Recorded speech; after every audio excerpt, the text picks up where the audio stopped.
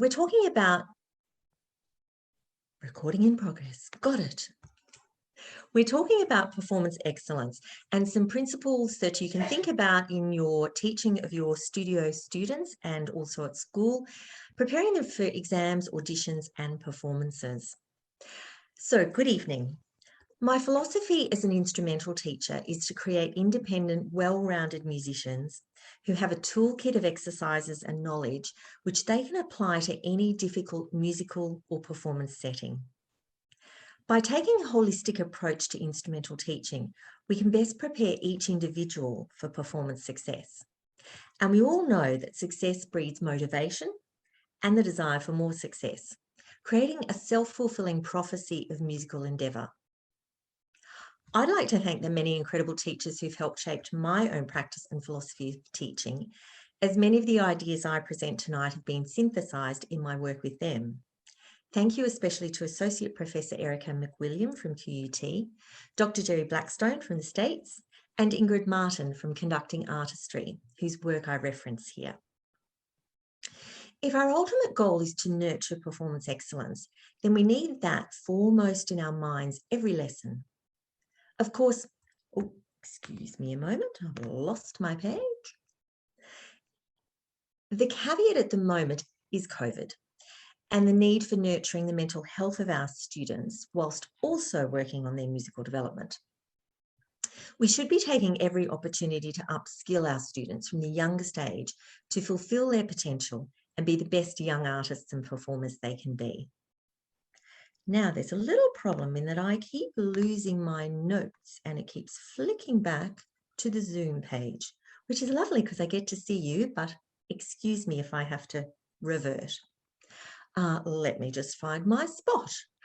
So the presentation tonight will cover a range of topics that I consider important in the journey towards excellence, from practicalities to more philosophical and even psychological concerns in our day-to-day interactions with our students. Kevin, is there a way we can stop that happening? Perhaps it's as people are coming into the meeting. It could be that's what's happening. So I might take you off of being a co-host, and that might do it. Thank you. That would be awesome. That might stop it. There we are. Thank you. So tonight I've divided the content into 3 broad phases: the getting started, the building blocks, and the final touches.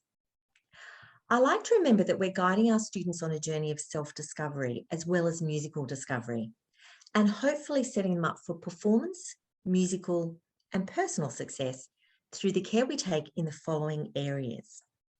And I'll ask Kevin to share the outline for tonight. There are quite a few topics, but they're all nice and brief. So while he's doing that, I'll start talking through them. The getting started covers reading and rereading, professional development, and repertoire selection. The building blocks look at things like timing, smart, efficient warm-ups, attention to detail, the well-rounded musician, explicit instruction, accompanists. Here we are, so you can see we're halfway down the building blocks. Accompanists, a little conversation about VCE, telling the whole story, extra challenge for singers, the importance of tone, and the importance of parents. So after getting started effectively, putting in place our building blocks, we get to the final touches where we'll discuss practicing performing, teaching relaxation, preparing for performance nerves, and what I call polishing the silver. So if you'd like to refer to that as we go along, you might enjoy some of my little comments on the side, but I'll announce those as we go along. So I'll just go back to my notes. If you could stop sharing now, that would be great, Kevin.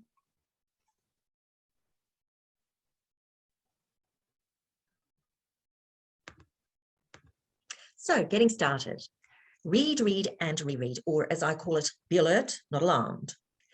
The AMEB syllabus ABRSM, VCAR prescribed lists of notated works, VCE music assessment criteria, audition requirements, whatever it may be, we need to study them again and again. We're all human, especially when we've got COVID brain. Each one of us can make mistakes. It's easy to miss things. I talk about the 3 voice syllabi in AMEB. Each one has differences in requirements.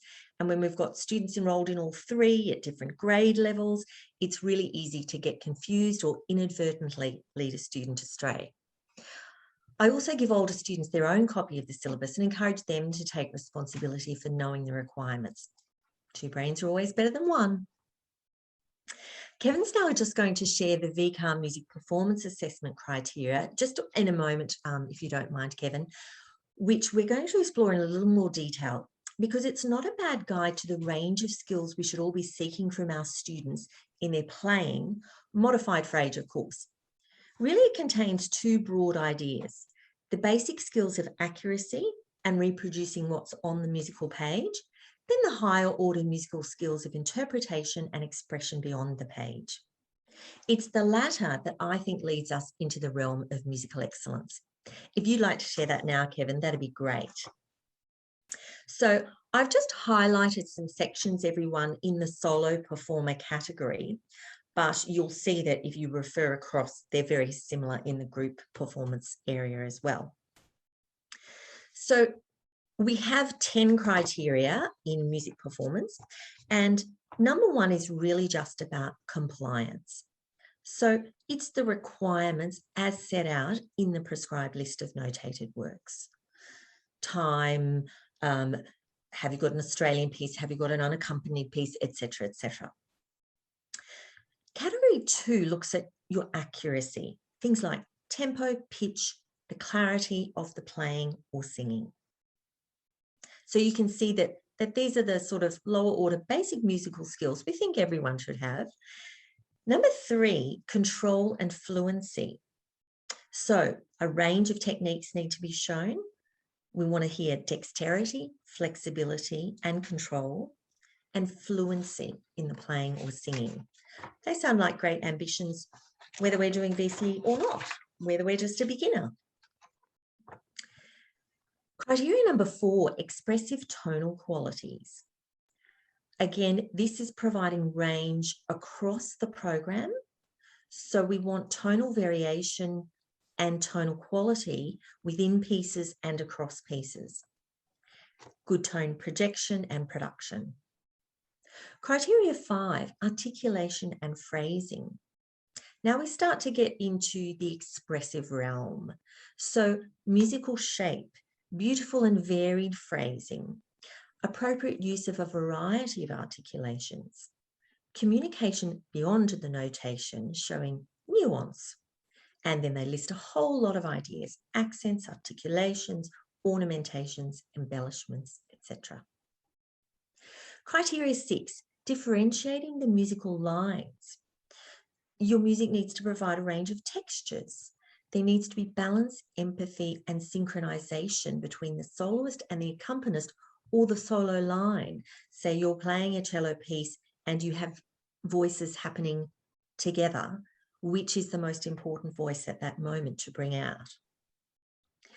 Balancing of levels across different instruments in the performance, and interaction with other people on stage, for example, your accompanist. Criteria 7, differentiating each work. A range of structures, form, bringing out the main elements, effectively transitioning between sections within a piece, and providing a clear sense of musical direction through the piece. Criteria number 8, a range of styles. And I really feel very strongly that we should be exposing our students to many, many styles, always finding the best music within those styles for their ability levels. And VCAR thinks the same. Styles, eras, geographical locations can all be explored, and providing then informed performance of those styles with an understanding of the conventions that belong to that particular genre. Criteria number 9, performing with musicality, creativity, and individuality.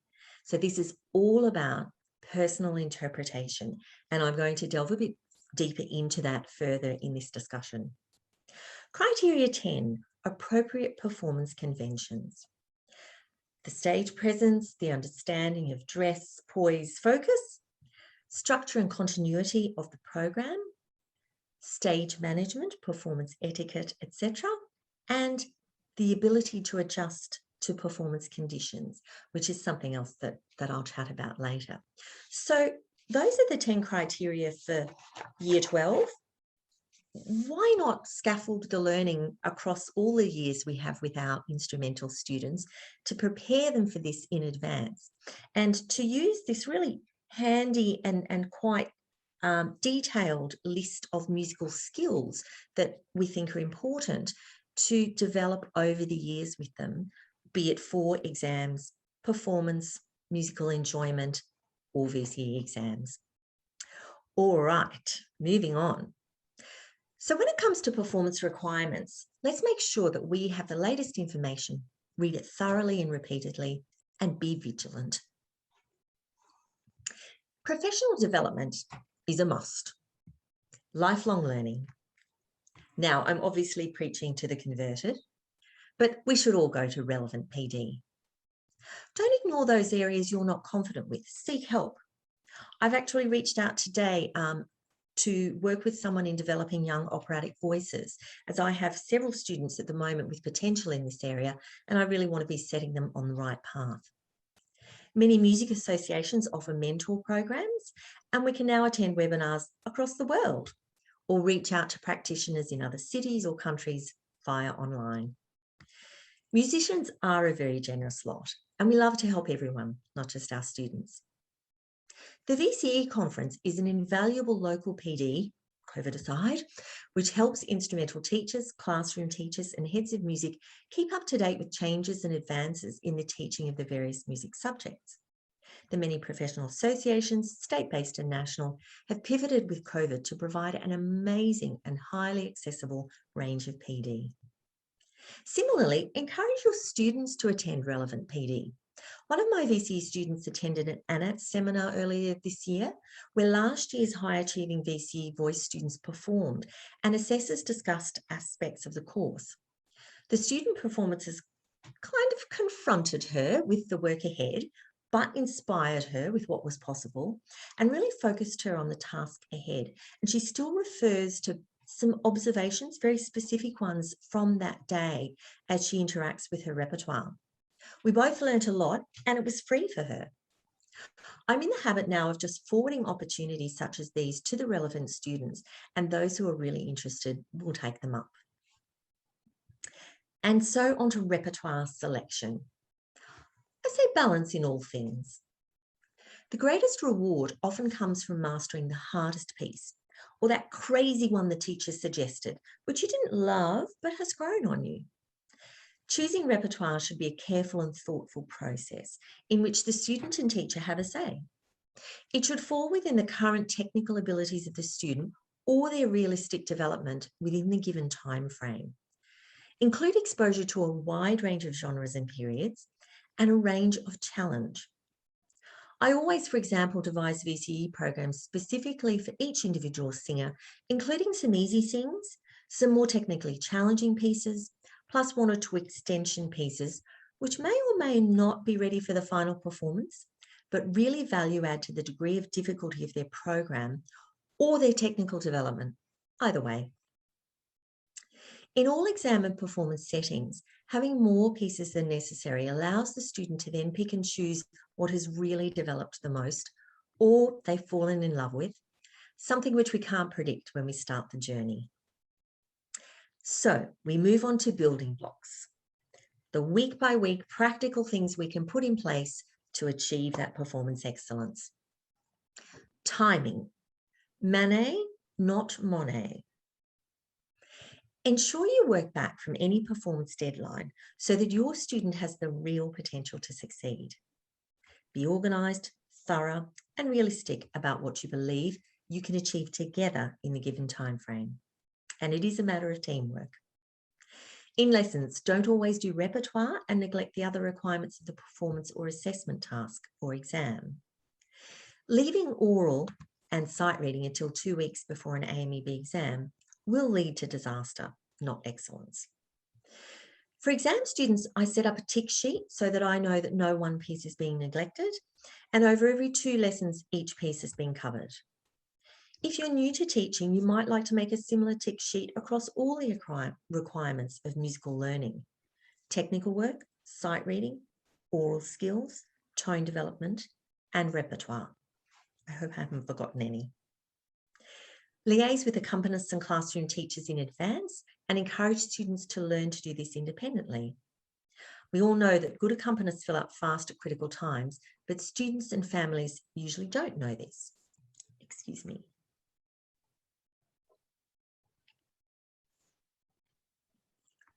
Smart, efficient warm-ups. Light bulb moment. For me, warm-ups are an essential part of every lesson, cover a wide range of skills, and are specifically targeted to the learning focus of the lesson. As a vocal teacher, my warm-up exercises always cover posture, until it's a good habit, breath, including control, capacity, and agility, articulation and range, sirens first, then a range of scales, arpeggios, legato and staccato, sung tongue twisters, and tone work, head and chest voice if needed. Of course, you need to create a list of the essential warm-up areas for your instrument. Over time, build up a varied and interesting list of warm-ups to keep students engaged, and have them create or adjust, invent. Then match them specifically to the style, tone quality, phrasing, tonalities, articulations, dynamics, vowel shapes, etc. of the pieces being studied that lesson. Clearly draw the parallels both in the warm-up and then again in the pieces. In a half-hour lesson especially, this efficient use of warm-ups is so important to the student's development. Ask yourself what warm-ups will best inform the specific learning I want the student to take away today. Attention to detail. Work smart, not fast. Always solve the technical challenges first. Work methodically on rhythm and pitch and any given musical information, such as dynamics and articulations. We owe it to the composer to get these right. This is the first half of the story for me. Then the fun begins, the interpretation. Enjoy discovering what can be achieved through tone colour, phrasing, ornamentation, rubato, all the elements of musical nuance that Vikar referred to. Encourage students to listen to master artists performing those works. How lucky are they to have the internet? They can find the nuances and interpretations they most enjoy, then adapt and adopt to come up with their own informed interpretation. This second phase is what will set a performance apart and make it excellent and engaging. The well-rounded musician. I'm fluent in music. General knowledge, oral, sight reading, and technical exercises make a well-rounded musician, not just repertoire. The tech stack is my favourite piece of VCE music performance assessment, and I adopt it to other students now. Why? Because it teaches students to be independent, musicians who can problem solve for themselves the difficulties in their pieces by applying or creating specific exercises which do the job. My students and I now call these tech exercises. So well before VCE, we're creating tech exercises to solve those specific problems in a piece. Similarly, we test oral, sight reading, general knowledge, theory and musicianship at AMEB, at VCE and in schools for a reason. They're part of the whole story of music. We've talked at MEVE about, is music education or is it merely a musical experience? I'm sure you're with me in wanting to provide a musical education, not just a musical experience for our students. As teachers, we need to make sure we work on all the areas methodically every couple of weeks. all the time, not just before exams. This is especially true for instrumentalists who need, for example, in AMEB to be comfortable singing in the oral section, and singers who need to learn to sight sing confidently. Of course, not just for the exam outcome, but to make them better musicians. Flag to students that they need to be capable across all requirements of an exam or competition setting if they want to get the really great results. I'm so thrilled that one of my students who sat a grade 5 music theatre exam earlier in the year and only got an A, only because of her sight reading, has knuckled down, determined to master solfa and sight singing on solfa, and 5 months later has nailed it. So she's quite excited now for her grade 6 exam. I tell my students that music is a language. When you learn French or Japanese, do your parents want you to be able to read, write, speak, listen, and comprehend? Of course. Then we need to do the same with the language of music to be fluent conversationalists. Explicit instruction. I did not do enough tongue twisters before this. Meddler in the middle. Try to always use explicit instruction so students have clear goals and objectives and understand why you're asking them to do what you are. As we all learn in a variety of ways, mixing imagery, gesture, emotion, and science can all work for different brains and personalities. I try to describe skills and techniques in a range of ways, one of which is guaranteed to resonate with that particular learner. But I also always explain why I am asking them to try a method or image or technique. I am not the educational guru of old, spouting forth knowledge and wisdom without explanation and expecting my students to just blindly accept what I say. I'm what Erica McWilliam calls the meddler in the middle, the teacher asking students to discover through doing, investigating, and problem solving together to find what works, then using explicit techniques so they develop the tools to analyse and correct their own work and articulate, for example, in a tech sack, what they can do specifically to remedy a musical challenge. And so too, accompanists. Angels from the realms of glory. We must value and support our angels and teach our students to do the same. Without a good accompanist, performance excellence just isn't possible, in my opinion. There are many practical things we can do to prepare a student to work well with their accompanist.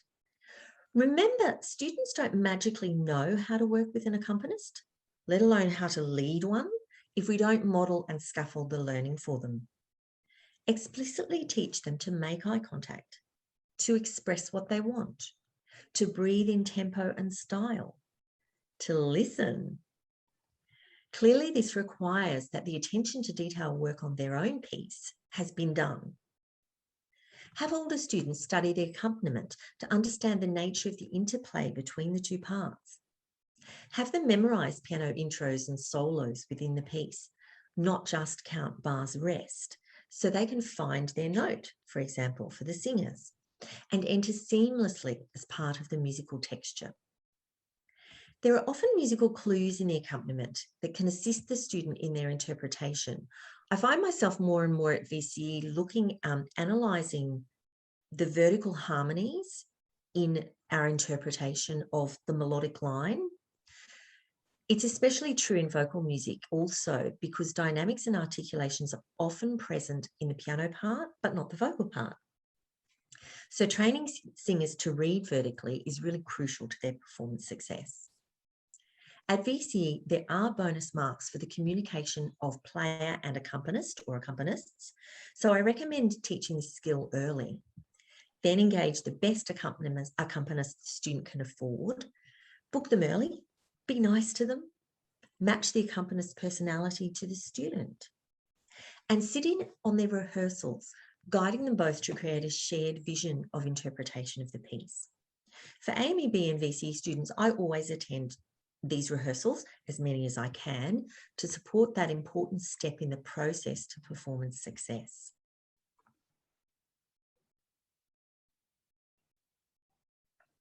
I'd now like to just take a very short VCE focus, which I call Stay Calm and Carry On.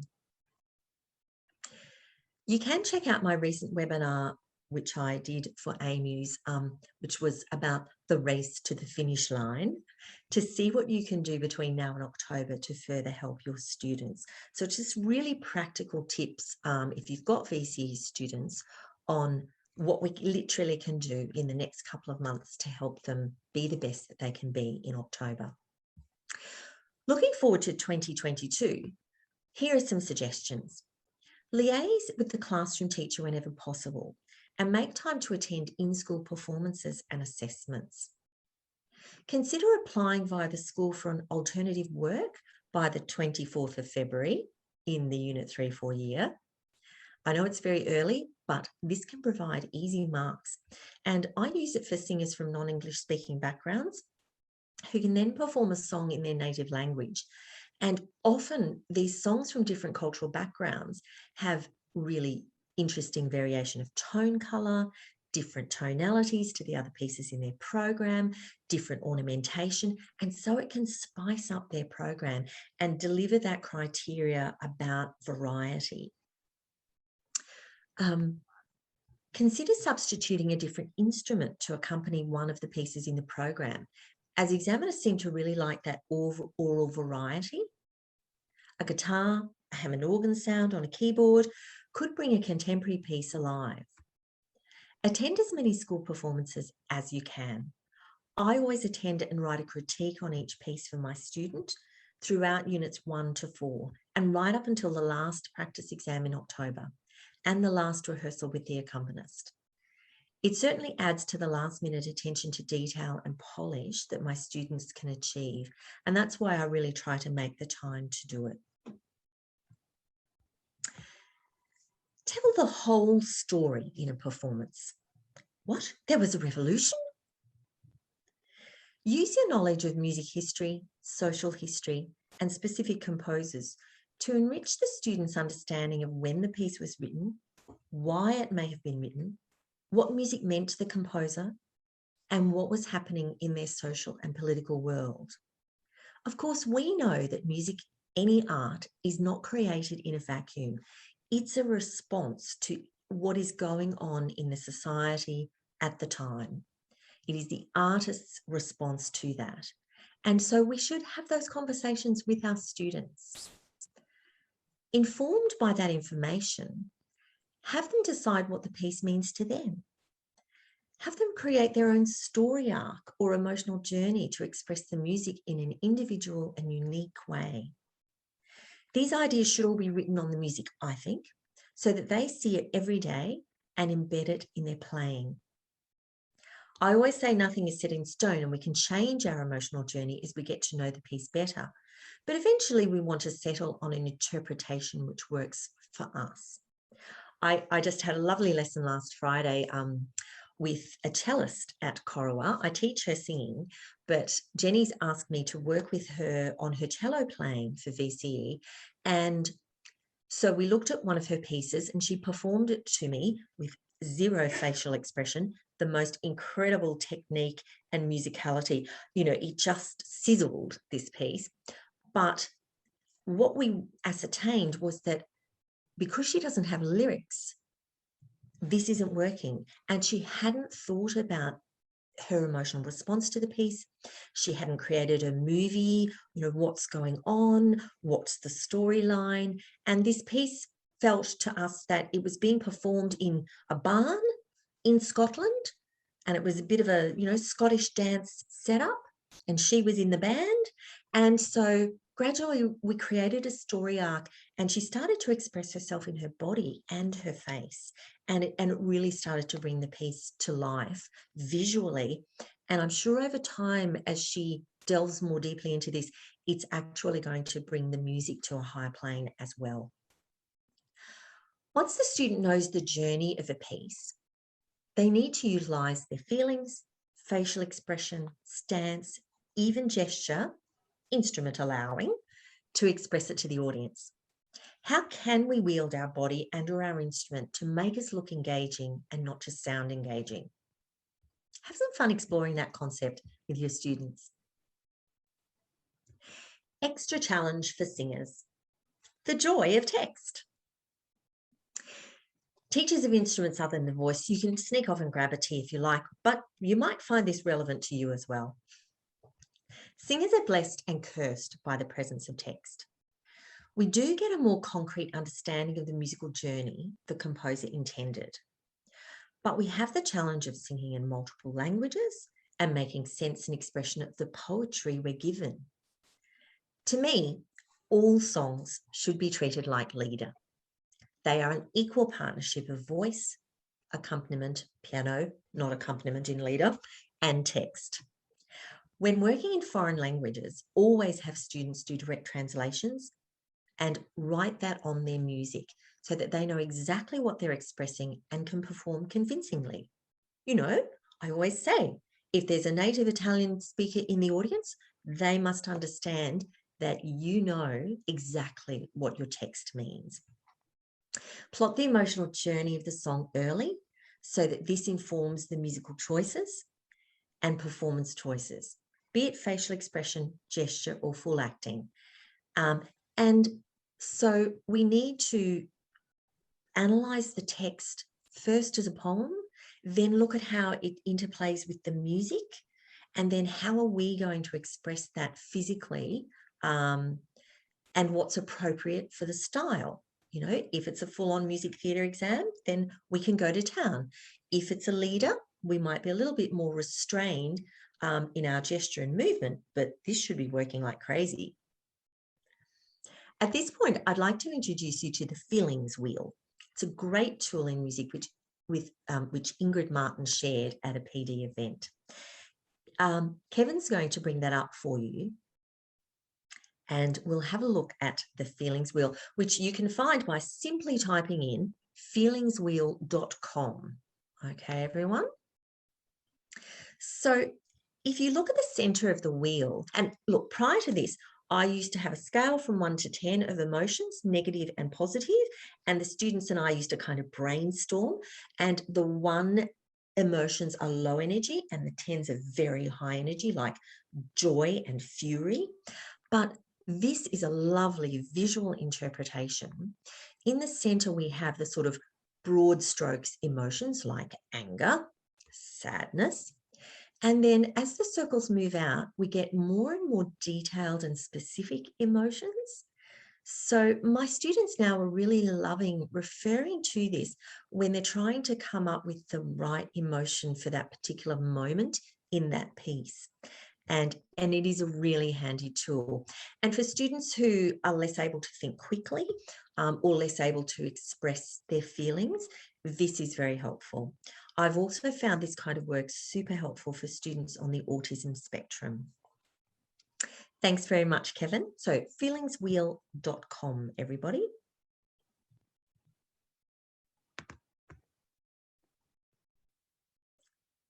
Now, this next point is relevant to all of us, no matter what instrument we teach. In all languages, I have students read the text, choose their emotions from the feelings wheel, write them down above the relevant phrases, build to the musical climax of the piece, and end emotionally appropriately. By singing or playing with a focus on emotions, the elements of musical expression such as dynamics, tone, and articulation become really clear to the student, and their performance becomes a more organic expression of the story and character of the piece, and it's really so much more engaging for both them and their audience. So whether it be you have instrumentalists or voice students, for instrumentalists without the confines of text, but with imagination, a character and storyline can be plotted through a piece, really bringing it to life. Finally, of course, we need to develop a range of memorisation techniques so that student finds what works best for them. Young singers have to memorise repertoire, instrumentalists not necessarily, but of course all professional musicians do. So let's develop these skills in all our students, no matter their instrument or age. And I think it's really important to give them a range of ways of memorizing, and again, help them to find the ways that work best for them. I don't think that just singing a piece over and over and over again until it's in there is possibly the best way to memorize. The importance of tone. The rain in Spain. Be careful not to neglect tone development as a separate skill which needs to be worked on regularly. We want each musician to develop what I call a beautiful, rich go-to tone across their full range, as well as stylistic colours that they can then apply to different repertoire. So they're two different concepts, our go-to tone, but then all the other tones that are going to enrich and enhance what we do. Find explicit tone development exercises which students can incorporate into daily practice. I have a series of 4-stepped methods which I've acquired from different sources over time, but I've sort of put them now into a developmental order, and these enrich and beautify the singer's unique tone. And of course, that's before I even get to other important things like remedying poor tone or dangerous tone, teaching students how to manage safe head and chest voice for singers, or adding tonal colour variations across genres or within a piece. One of the best pieces in the world for older students is the Witch's Song from Into the Woods, where you can pack in so many different tone colours and really styles of singing, from operatic to the nasally witchy tone, etc. It's a good one to explore. All of this tone work is, of course, great preparation for VCE, where tonal variation is a higher order skill that examiners are looking for. The importance of parents. When in Rome, if a triumvirate was good enough for ruling ancient Rome, I think it's good enough for us. We need parents, students on our side. Look, repetition's boring for humans. I hope I'm not boring you. We will eventually buck against it. I hate housework, but it's got to be done. Make your students and their parents your allies. Motivate your students with engaging, organised lessons and your enthusiastic passion for teaching and music. Even when we've just got to suck it up and switch it on as we turn on that Zoom lesson or that Teams lesson. I know it's really, really hard at the moment, but we've got to try. Mind you, I'm also balancing that with some honest discussions with students who aren't coping, because I think some of our students at the moment are feeling like failures because they see everyone else coping online and they don't realise that none of us are really coping, that we are all struggling. So it's a balance between trying to, keep uplifted and energised on screen, but also being honest with them. Communicate regularly with your parents on the positives. Send a little text. Send an email when things are going well, when there's been an awesome lesson. Then the hard conversations are easier. When necessary, I don't mind those hard conversations. I explain to parents that they need to be tough. They may need to nag. They shouldn't let their kids give up.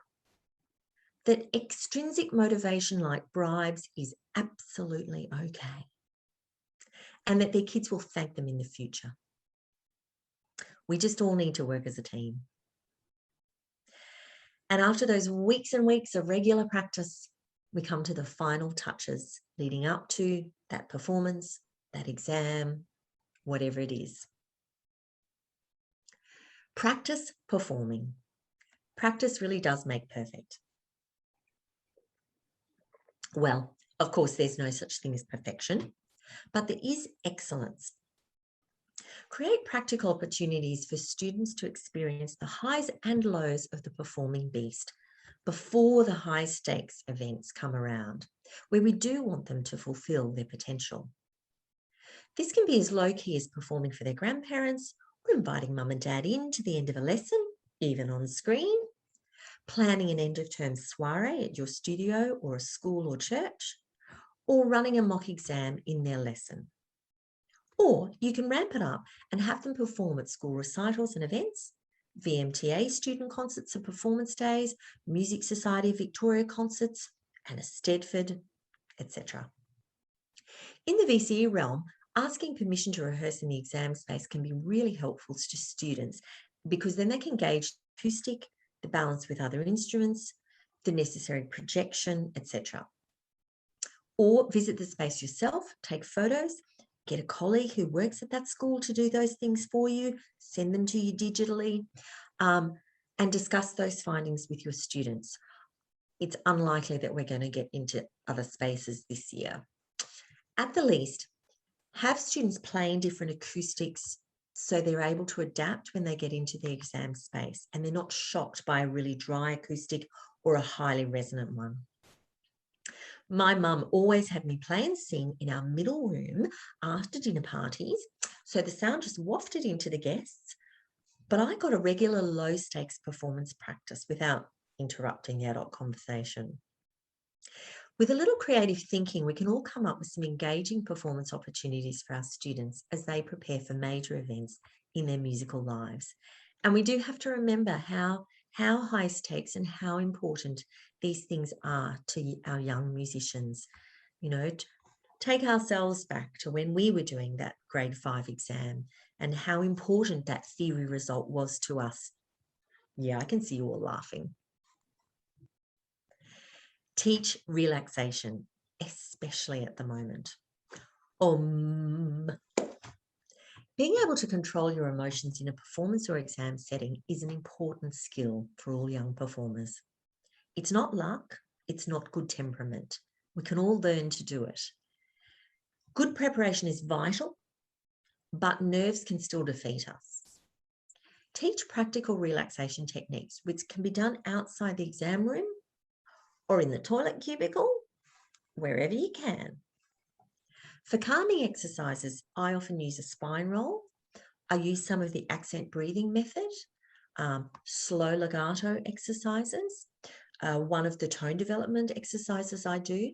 Any exercises where the student is breathing, we call it tidal breathing, an accent breathing method, slowly breathing in and then out on the instrument or sound, whatever, and then straight back in again and straight back out again, really relaxes them. Excuse me a moment. So these sorts of exercises can be used when the student is stressed and before exams, auditions and performances. And if they're a regular part of the work you do with them or their work at home, they become a go-to for them. So I thought we might enjoy spine roll together. Enough sitting down. Let's stand up, everybody. Okay. I hope you can see me well enough. Let me just go back to the camera and see what I can see. That's right. All right, I'm going to stand side on for you.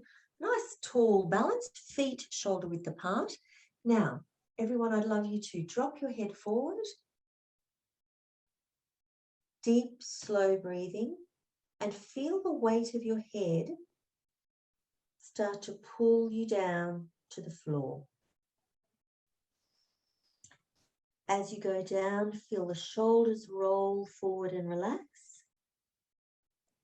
Breathe into your back. Slowly in through the nose, now through the mouth. Feel each vertebra falling off the one below, gradually taking you down. Allow your arms to relax, the back of your neck to relax. Breathe slowly and deeply. Close your eyes if you'd like to. Just focus on my voice. Bend your knees a little if you'd like to release your lower back. And when you're down as far as you can comfortably go, I'd like you to create a little infinity symbol with your hands, just floating them through space as you deeply breathe. And the back of your neck is relaxed and long. Take one more deep breath in and and then slowly build the spine back up. Vertebra by vertebra. Feel each breath filling into your back and your chest. Feel the spine building slowly back up. Allow your shoulders to fall back into position. And lastly, your head to gently float up. I defy anyone to be too stressed after an exercise like that. And for any students who hold tension in the back of their neck, which is a big problem for singers especially, it can be a really great exercise to release that tension. Thank you, everyone. Hope you enjoyed that. Preparing for performance nerves. Honesty is the best policy. We music teachers definitely need to be psychologists. Sometimes. I'm not going back to university again. Brainstorm with your student the likely ways they may feel for big performances and create exercises they can do beforehand to assist them in managing that. Be honest with students about the pitfalls of performing by using examples from your own performance experiences, good and bad. I always tell them that the audience or examiner wants them to do well, and that musicality means far more than the odd mistake. That we're human, and the joy of live music is its immediacy, imperfections, and what happens between musician and listener in the moment. Encourage students to use positive self-talk as a habit before playing a piece. I will play my runs confidently. I will achieve beautiful legato. Then have them say these ideas to themselves on stage before beginning each piece of their performance. It's also a great idea to have them explicitly reflect on their playing in lessons and their practice by always starting with a positive. Now, this can be a really big challenge for teenagers at first, but they do get used to it. So when they come to reflect on a piece they've just played, they must give a positive first. Not a kind of positive that's shaped as a negative, if you get what I mean. Finally, polish the silver. Turn it into platinum. I always aim for students to be at performance standard at least 2 weeks before exams and auditions. This way, they can be confident they will do a good job and will not waste important and limited energy on worrying about whether they can play the piece, reach the high notes, execute that run. This peaking early also means we have valuable time to polish each piece to the highest standard. Is the student expressing the story of the piece with the full resources, not only in their playing, but their physicality and facial expression? And, having it come from here, not a fake tack on. Are they using the full resources of the elements of music to express what the music means to them? Are they playing each genre stylistically appropriately and clearly demonstrating their fluency in musicality? Can they engage with an imaginary audience, even in an exam, and treat it as a performance, not just a test? Of course, these concepts need to be age appropriate, but we can all tell a confident musical story and engage an audience, whether we're 8 or 18. In conclusion, why do we make music? I think it's a really good question for us as teachers and performers to reflect upon. Why do we make music? I tell my students our job as musicians is to emotionally engage and move our audience. If we can do that, we've succeeded and we've done the composer proud. It's such a great feeling to give an audience goosebumps or to make someone cry in the right way. And we can only achieve that outcome if we can devote our full energies to interpretation. But if a student has to perform still struggling to play accurately, to remember lyrics, with no notion of what the music makes them feel or what it can say to an audience, then the opportunity for magic is lost. If excellence is being the best you can be wherever you are on your learning journey, then we should put the structures in place to get them there by starting well, putting the building blocks in place, and leaving time for the final touches. Then we'll have done everything we can in our planning and delivery of lessons to ensure that our students are fully prepared, confident, and ready to communicate something special when they walk into that performance space. And for me, that's excellence.